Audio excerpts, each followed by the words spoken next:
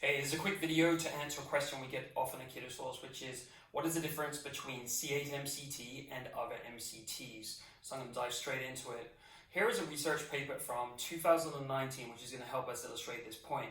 This was done by Stephen Cunan and his research group. They do a fair amount of research on ketones and ketogenic diets and so on. And this shows the difference between C8 MCT, also known as caprylic acid, and a mixed MCT oil. Now, a mixed MCT oil, what is it? It is, if you go into the shops and you see a bottle which is marked MCT oil, or if you read the ingredients and it says MCT oil on something, that means it's a mixed MCT oil. It means that it has C8 MCT, C10 MCT. These are two different medium chain triglycerides, and also sometimes C12. In this example here, what we have is a mix of C8 and C10 only. And it really does vary depending on the MCT oil. You're not going to know, they're not going to often say on the product itself, but it's going to be mixed. So what happens here is that this is looking at blood BHB ketones, right? So that is beta-hydroxybutyrate. It's what you would see when you use one of the little home meters and you track your blood ketones. It's beta-hydroxybutyrate. So this is measuring that same thing. And it's showing that the C8 is boosting ketones higher. It's going up to 0.5, whereas the other one's going up to 0.4, and it's taking a little bit longer. And basically, that is the difference between the two. When you're buying something that's pure C8, it's going to be boosting it more. And I'm going to show you a bit more of the detail as to why that happens.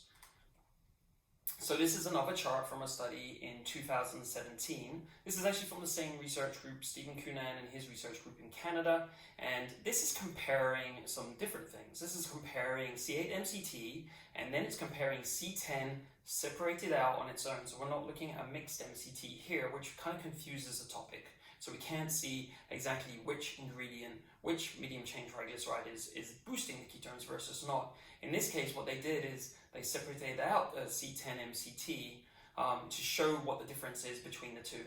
So here you can see that there's a marked difference basically, and this is why we often say at Ketosource that the C8 boosts ketones 3 times more than the other types of MCTs. In this case, C10 MCT, which is the next in line, it's the next one known to boost ketones. But as you can see, it's relatively low to about 0.25 in total ketones.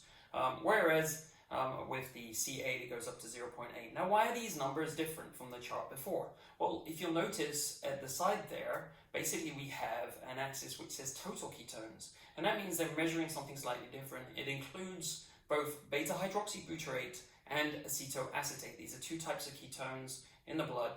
And basically we use both of them, but you can't detect both of them in your blood meter. So in your blood meter, you're only going to see the BHB, but that doesn't mean that the C8 isn't boosting it with something that you can't see on the blood meter.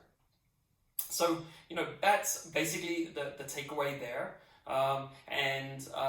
You can also see, the last point is that there is coconut oil. We also get asked questions about coconut oil on this graph in green.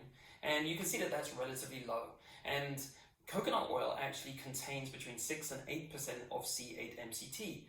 Coconut oil contains many different fatty acids, and these medium chain triglycerides make up part of it.